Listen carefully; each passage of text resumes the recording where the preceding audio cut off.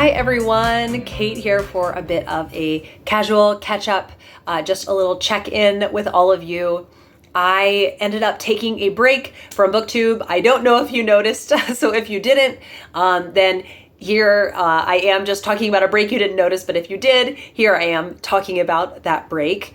And it just over time, I started to feel really overwhelmed by the kind of different things that I was juggling this year, and something had to give at a certain point. And it's really nice when BookTube is a hobby. You can just hit the brakes and take a break for a while. I was a little bit worried it meant I wouldn't come back until Victober, which would have been fine. But now that I'm sitting down here, chatting with you, that I'm really glad to be doing this. So one of the main reasons was that the homeschool year was coming to a close, and I also stupidly, towards the end of the year, started picking my curriculum for next year. It is my goal next year to wait until the school year is done and pick all of it, because I think maybe it would make sense to pick it before the school year was done if we weren't doing a long break, but we usually do close to 3 months. That's what I like doing. It's what Peter likes doing, and I do like to take into consideration what he likes. So we do take a long break, so that's plenty of time to research the curriculum and order it. And especially, hopefully, it won't be I'm picking all new curriculum next year. I'm kind of sticking with the same company for certain subjects. But I added in history, and also we're probably going to be doing Spanish, maybe some Latin, actually, starting some Latin.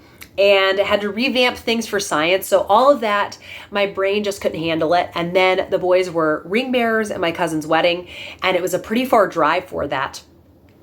So I was really stressed about getting to this wedding, because with my chronic illness, it is like starting a marathon when you're exhausted, going on trips.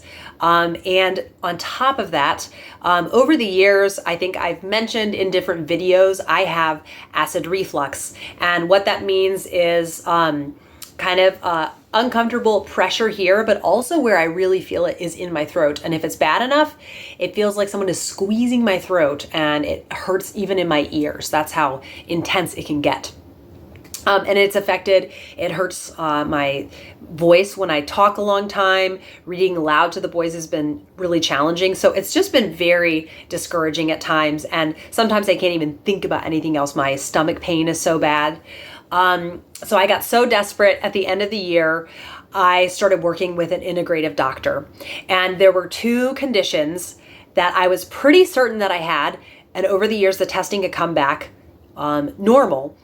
But they were kind of the run-of-the-mill tests that you can do for these conditions. So the first one is called SIBO, small intestinal bacterial overgrowth. And then the other one is called H. pylori, which I have had H. pylori, and I was pretty sure it was back. Again, my old friend, H. pylori. So worked with this integrative doctor with the very in-depth testing, and sure enough, I do have H. pylori, and I do have SIBO.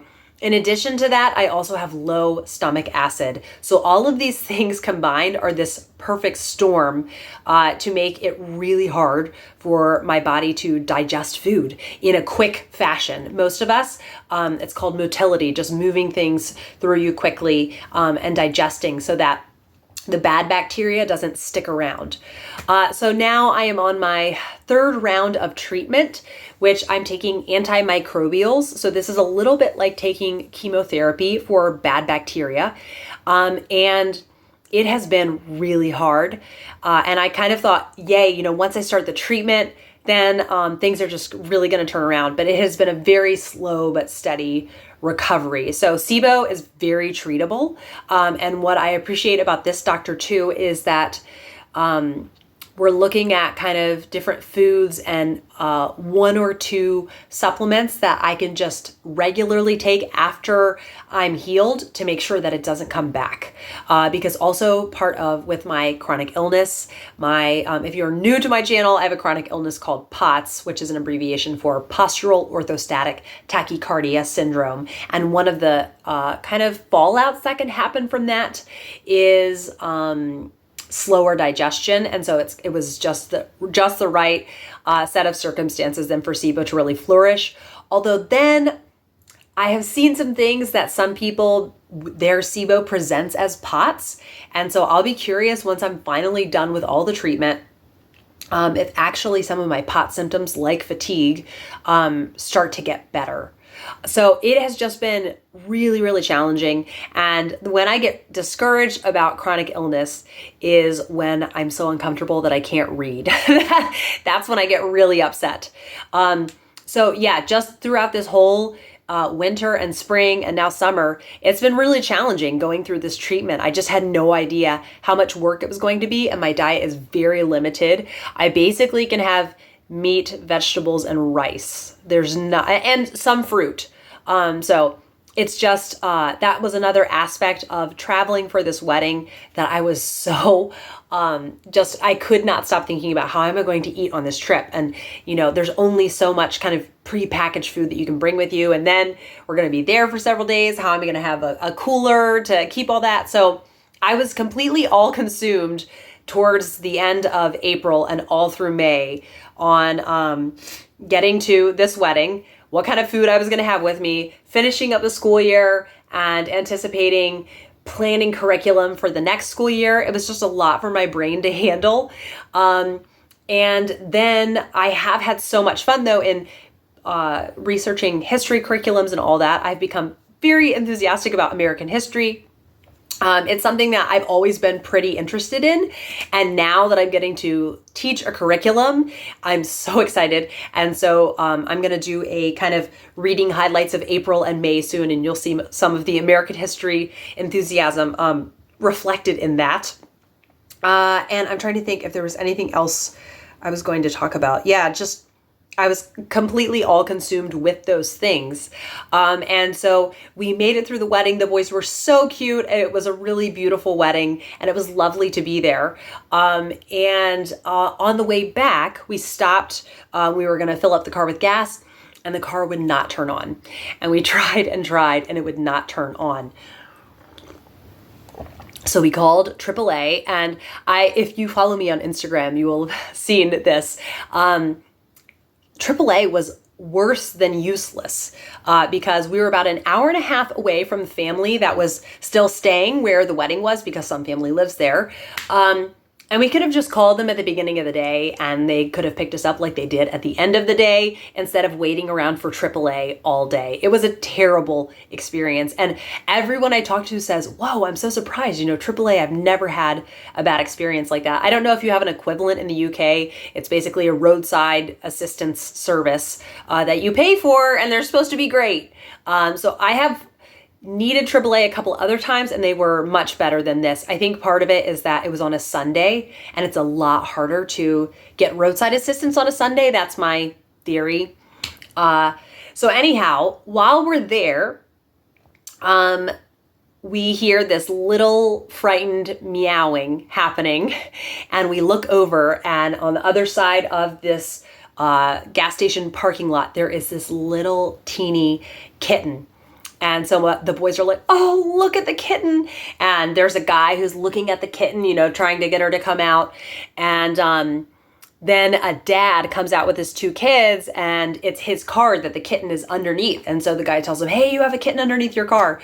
And so the guy gets the kitten out, and his daughter got so excited. And then I felt bad because I think she thought they were just going to take the kitten home.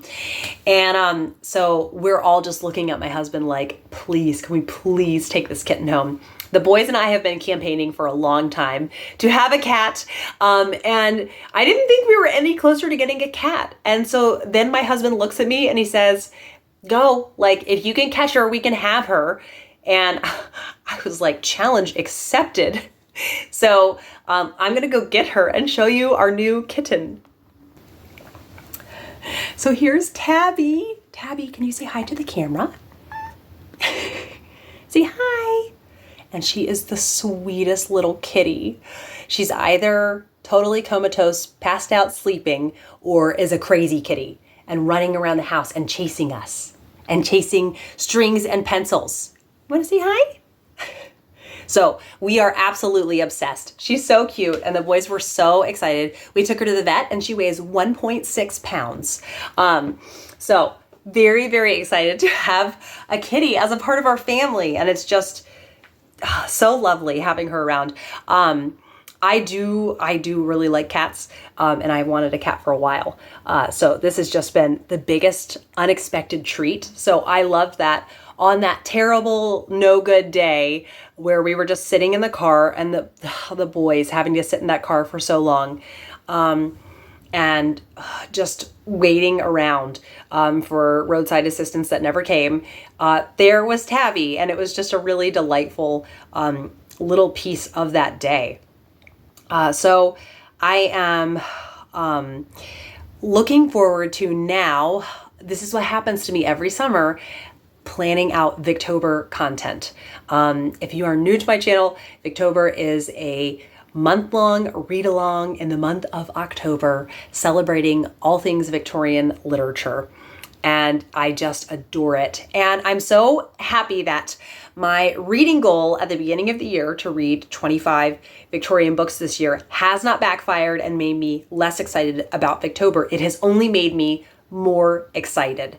So I think I am going to set a Victorian reading goal for next year as well. I don't know if it will be 25 every year, but I have just found it to be such a rewarding project. And it could have gone, like I said, it could have gone really badly and just made me like, oh, now I'm tired of Victorian literature. No, it's made me realize like, oh, I want to read that and that and that and that. And also I put a lot of pressure on the Victorian reading during the month of October. Like I have to have all 5-star reads, and it's nice to have some low-key Victorian reading happening that if it wows me, amazing. If it doesn't, it's another one checked off the list. So it's just been a lot of fun.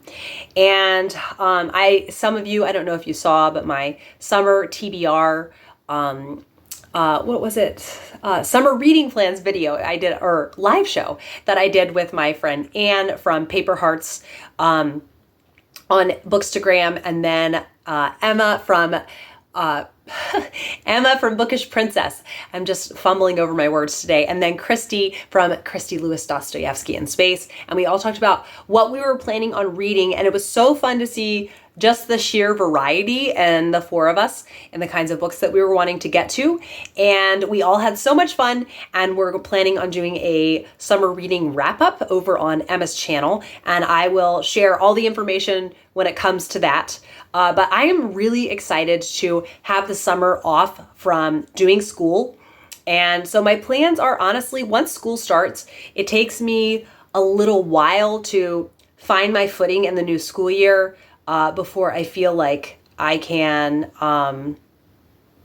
have the kind of brain space to film booktube content. So my hope and my dream is just this summer to have a ton of reading happening, book and DNF. What was I saying? DNF with abandon, and just read books that spark joy and film much Victober content, if not all of it. So I'm really just, I was ready for the break from school. It's really nice to have it now and to get to enjoy our sweet kitten, and have fun with the boys, and make some good summer memories, which I did neglect to say then on the way. When we were rescued by my dad with our car trouble, they were staying with my aunt and uncle who live in Myrtle Beach. And then the boys just stayed with my parents. They're going to get back any minute now, but they've been there for about a week. And so I'm so excited for them that they got that time. And we got to do one beach day with them, because I love the beach so much. And that's a great way for their summer to be kicked off. And I'm also hoping to make some tie-dye shirts with them and my nieces this summer. My nieces live really close by.